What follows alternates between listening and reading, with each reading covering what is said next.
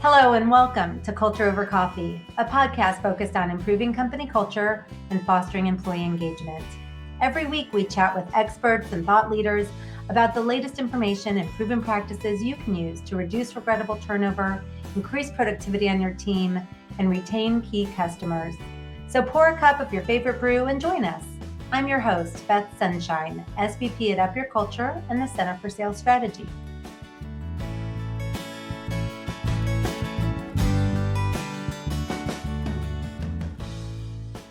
In this episode, we're beginning our season-long journey through each of the 4 engagement elevators.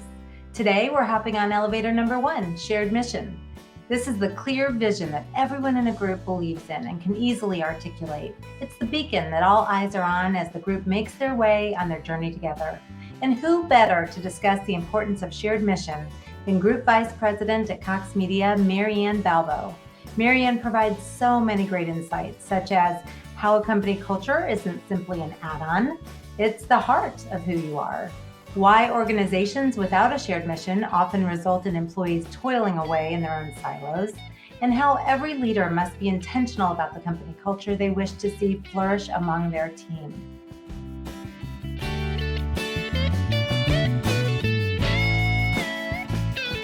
All right, so Maryann, thank you so much for joining me today for Culture Over Coffee. I've been really looking forward to this. Yeah, I'm excited to be here, Beth. Thank you for the invite. Oh, anytime. Glad you could join. We have worked together, for a lot of years now. We've worked together in the areas of talent, so selection and development, but also employee engagement. And one of the qualities I've always really admired about you is your genuine people first approach. I know your company as a whole fosters that kind of culture. They talk a lot about people first. It's probably on your website. Your company leaders talk a lot about a people first approach. But with you, I've actually seen you put your people first in very significant ways, bringing that value to life, which is why I'm just so excited to talk about all of this with you today and get your perspective. Yeah, it's my favorite thing to talk about.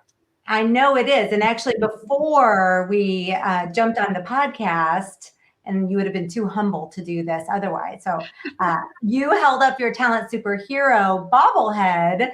You have been our only 2-time award winner of the talent superhero. And I would say a big part of why you continue to be nominated and continue to win is because of that people first attitude. So that was a fun way to start. Now, as you know, at Up Your Culture, we use the 4 engagement elevators to help organizations lift their culture, elevate engagement.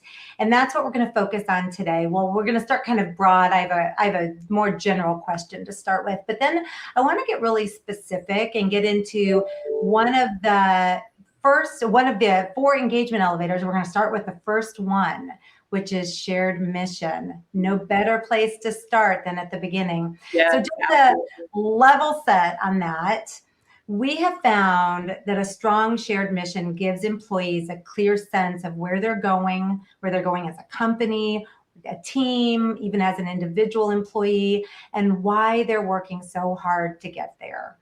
So to help organizations build a strong shared mission, we guide them to identify and define 3 things. And we're going to talk about these today. I know you have a lot of experience with these. We focus on, first of all, their reason for being or their purpose statement. Secondly, their core values. And then third, their vision for the future.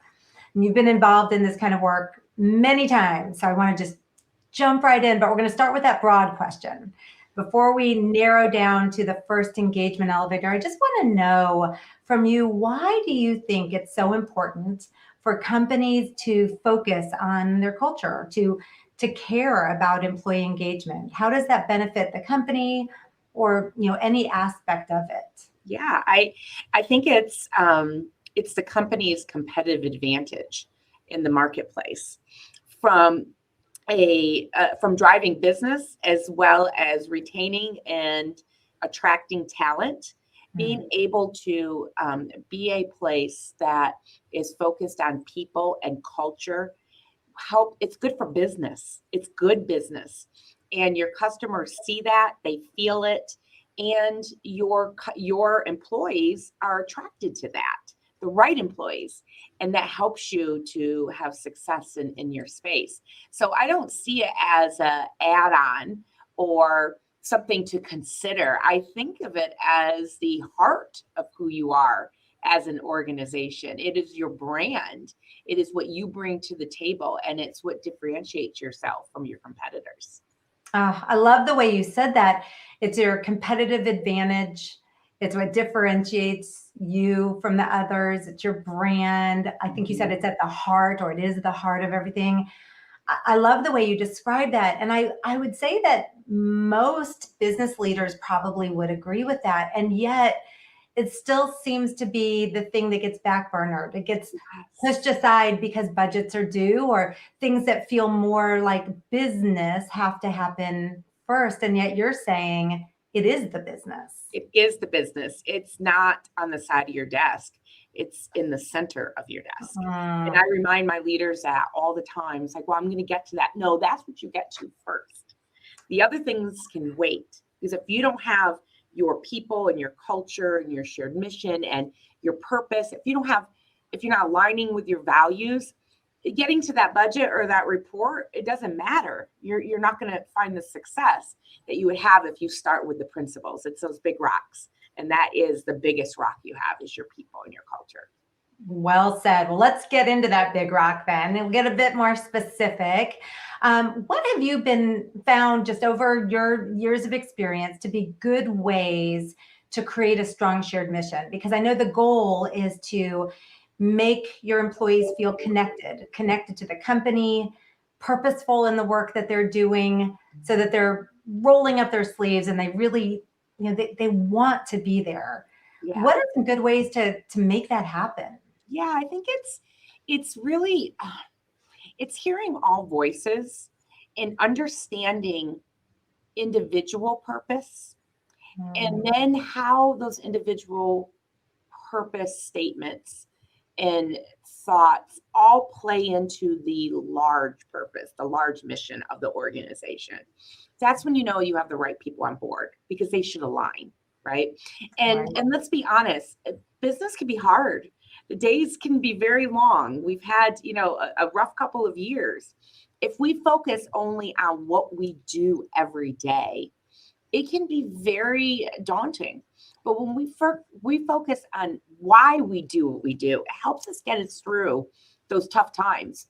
And it helps us to celebrate when we have success, because we've lived our purpose. Our mission is accomplished, right? It's a goal. It's what we're there to do. And there's nothing like fulfillment of a team, and that feeling of when you walk away and you say, you know what, we lived up to our mission today. We did it.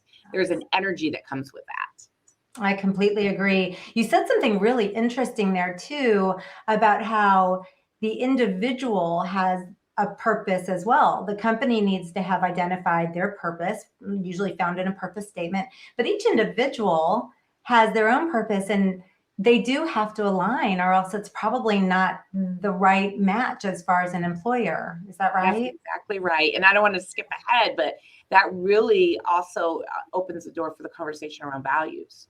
Yeah, it does. We are definitely going to get to that. So I'm glad you're using it. Nice. Yeah. Very good. Well, let's break down the components of a shared mission just a little bit. We'll get to values, because those are key, but we're going to start with where we are talking about a purpose statement.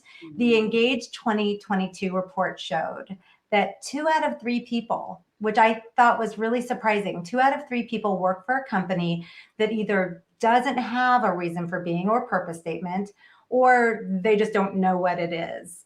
Only 31% of the survey respondents said that they have a clear purpose statement that they could articulate with someone else. So with that said, how important do you think it is to have something that concrete, something that you can say off the top of your head? How important is that, and why? Yeah, I mean, it's your North Star. It's your common purpose. It's your common theme. It's your common goal. It's what you're all working towards together, even though we all have different roles of how to get there. So if we don't know where we're going, how do we know how we are contributing as individuals? And then how do we How do we make sure that we are valuing others' paths because we know we're going to meet up together?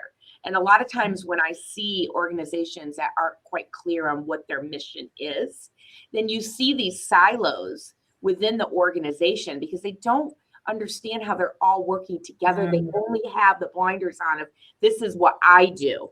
Well, how does that contributing to the larger good?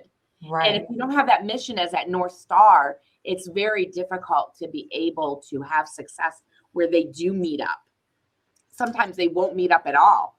Then you absolutely are not upholding what your goals are because they're working in their own space. At the end of the day, you've all got to be working towards the same goal, and you've got to come together at that point. And so you have all these lanes, and you're working in your lane, but you're also appreciating the other lanes and understanding how they're working together. And without a shared mission, it's very challenging to do. And I've been in situations like that. And you see that that's where there's miscommunication, there's a lot of turnover, performance is impacted. It's not the best situation to be in. When you have that common mission, you can really be able to drive performance and satisfaction within your employees and your customers. So you've touched upon that it's not your what, it's your why.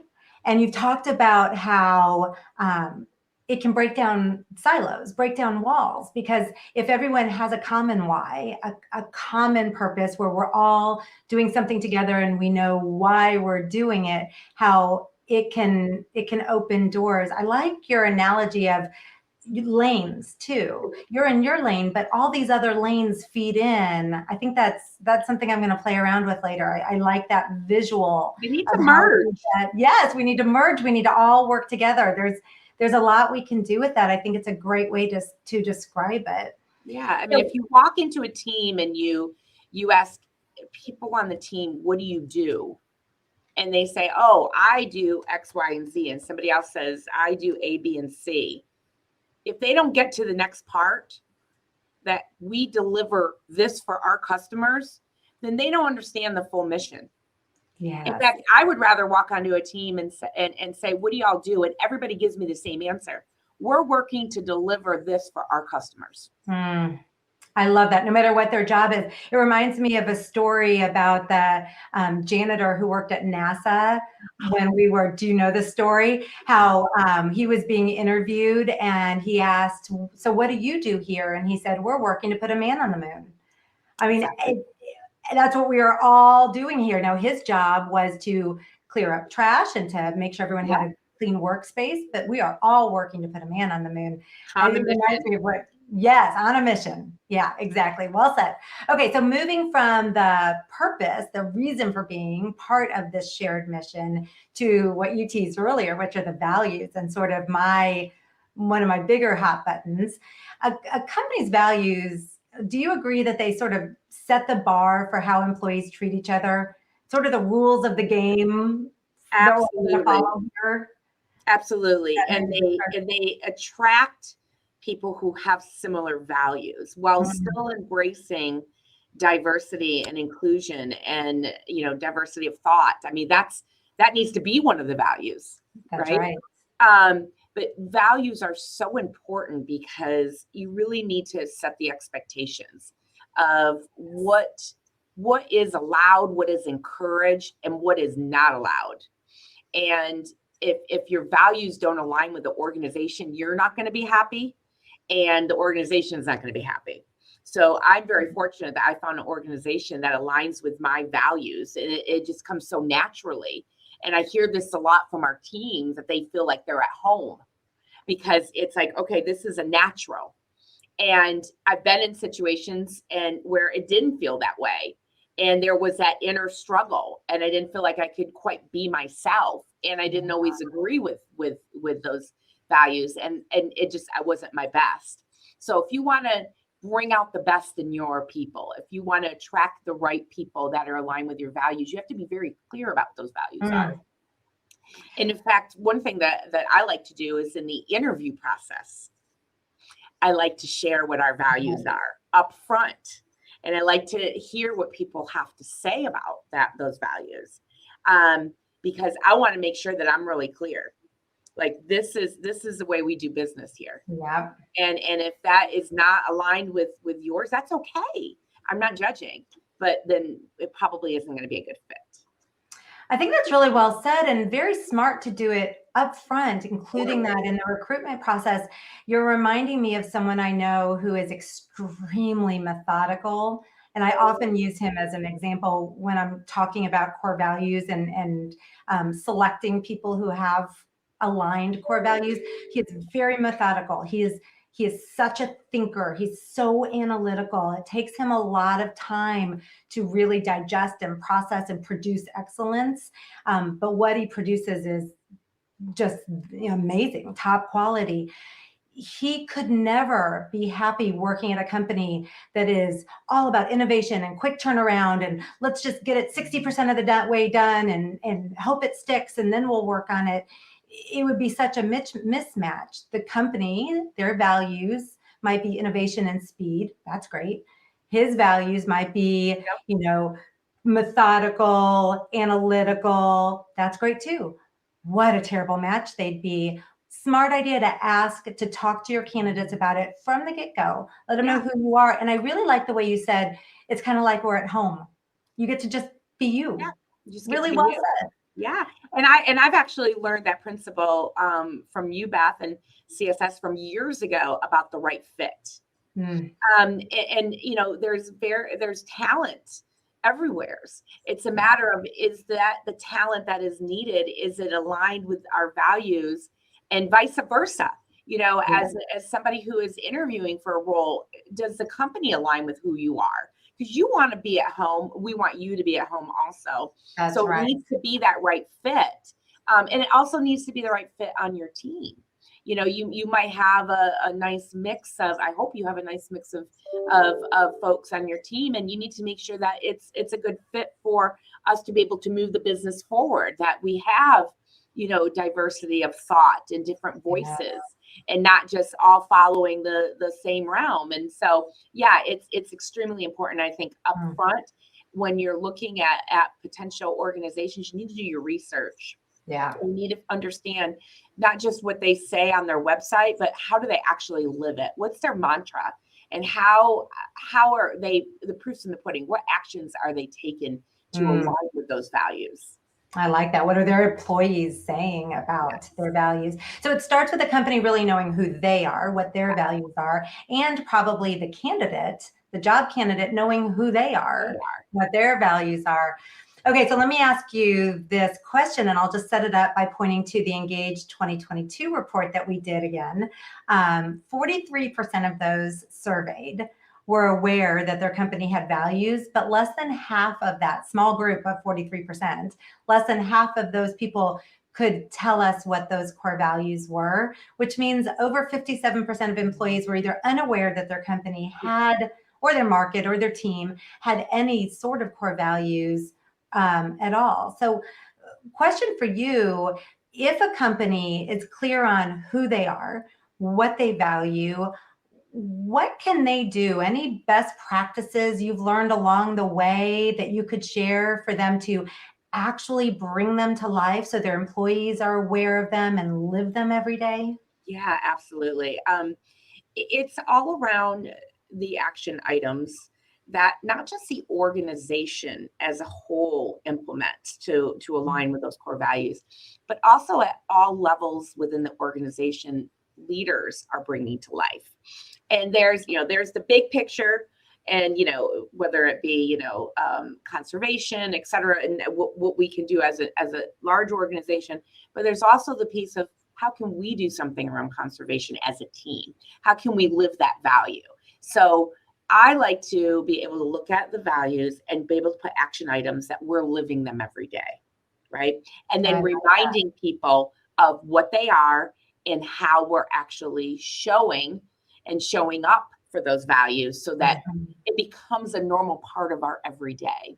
So volunteering is a big part of who Cox is, giving back to their community. So as a result, we give people the opportunity to take time off, paid time off, to go volunteer. It's one of our core values. So the proof's in the pudding, right? We are giving you the time. We're asking you to do that. We're supporting that core value. We're not just saying it. Well, then I'd like to take it one step further. How can I, as a leader, be able to incorporate volunteering with my team? How can I, it doesn't matter about the time off. It's about bringing people together, the team building, giving back to our community. How can I recognize somebody on my team who is giving back to their community and aligning with that value? That your employees should be able to ramble off those values very quickly because they live them every day, because they see examples at a high level as well as at a micro level. And that's our responsibilities as a leader, in my opinion, to be able to continue to live them and come up with creative ways in order to do that. It can't just be the company as a whole. It really has to go straight down to the leaders in your individual teams. Yeah, that's a really important point. It has to start at the top because there has to be sort of an umbrella, a cohesiveness to here's who we are and what we value. But then every leader, every person has to really live them. I'm glad you pointed that out. You also touched on sort of not a timeline, but I can't think of what the word is I'm looking for, but a kind of a process for making this happen. First, you talked about just identifying them. So are you focused on community, on volunteerism? What are your values? And then you talked about talking about them. So like discussing them, making them something that rolls off your lips, people hear all the time. Yeah. Then you talked about demonstrating them yourself. Yeah. So, being the role model for it. And then you use the word recognize. So recognizing other people when they do that. I really like that progression. Did I capture it right? Is there anything else that I might have missed that goes in there? One thing that I've done in the past is with our values, which were connected to our purpose statement, is break down each word in the statement, because the words were so carefully selected, because words matter. Yes. Breaking down each word and really taking the time to live that word. So one of them I remember was around connection. Okay? And so we took an entire month, and each week we did something as a team to connect. And we would remind everybody that it was based on the word connection in our purpose statement. Everything from playing Two Truths and a Lie to having Thirsty Thursday to going out and volunteering in the community. But it was all under that umbrella of connection. And then you'll forget that. Like, that's important to us. And It's part of who we are. And it's an important focus for us as an organization. And we're living it. And then the next month we took another word and we continued to work on it. And it really helped us to strengthen our team, our alignment with our organization. And it helped us to be able to attract people who also had the same types of values, because they saw that, because we were living it. I remember even having a customer say to me, "What are you doing with that team? They feel different," in a good way. Yeah. Customers felt it because our people were more engaged. So it's good for business too. I like that. They had that shared mission. They were more engaged. It spilled all the way over to your customers. That's very, very cool. So we've talked about kind of best practices, things you should do. I think you've given us a really good example of how to bring core values to life. I bet if I were to ask any of your people what their core values are, they're going to be able to tell me, because they know they're doing them every day. But let's flip that upside down. What are some things that you think managers should not do? What should they specifically avoid in order to not undercut their shared mission? Yeah, I think at the end of the day, people hear and see what you truly mean by your actions. And you can say something, but if you're not really living up to it, they know that. Yeah. And so as a leader, you have a different responsibility on your shoulders, that you really have to be intentional about living your values every day and setting an example and being a role model And when you make a mistake, and we all do, and we have a misstep, you need to acknowledge it and be transparent about it to your team and say, you know what, I screwed up. That didn't align with our values, and I know better, and I messed up, and I apologize. It won't happen again. And just be upfront about it, because if you try to hide it, forget the 10 times you did it right. The one time you did it wrong is all everybody will remember. And then that really creates a safe space for your team when they perhaps have a misstep to say, wow, that didn't align, but I can be upfront about it, right? And I know that this is a safe area to do that. So I would just say you have to live those values with your actions, and you have to make sure that really people are hearing what you mean and not just what you say. And in order to do that, it's through actions. It just is. So powerful. Such good advice. We often say live, don't laminate as a reminder. I mean, it doesn't make any sense to put them on your lobby wall or put them on your screensaver if you're not doing them. And you're right. You do it 10 times the right way, and then you go against those core values one time, and everyone's noticing. And what a great message to remember you're human and own it. Own it. That's great. I think, if any, it's so powerful to acknowledge that, I messed up. Yeah. And that's in the line of our values. Instead of everybody, oh goodness, did you notice that? Maybe it isn't real. Yes. Just acknowledge it, because that is so powerful. Own it. And everybody has ownership in this. Everybody has ownership. This isn't just leaders. Everybody has ownership in shared mission, in our values, in our purpose. That we all are moving this ship together. Okay, we have to own our part of it, and that's really, really important. If for a team to be strong and to be successful, it has to have ownership across all levels of the organization.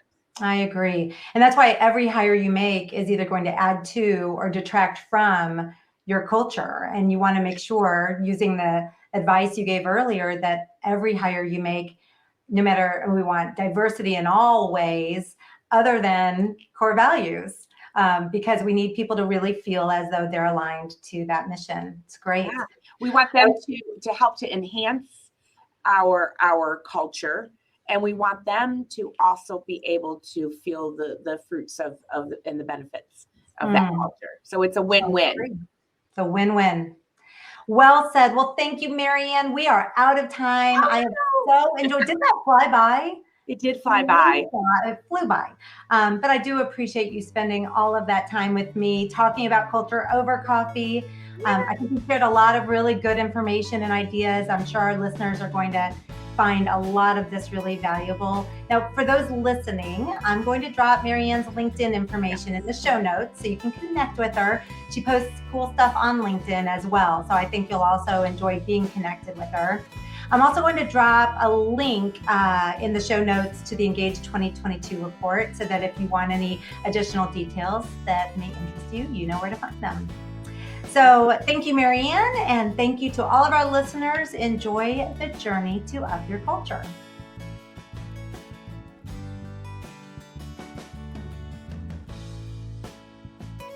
Thanks so much for spending time with us on Culture Over Coffee. If you've enjoyed the conversation, be sure to subscribe and join us for every episode. For more helpful information on the topics of company culture and employee engagement, visit us at upyourculture.com.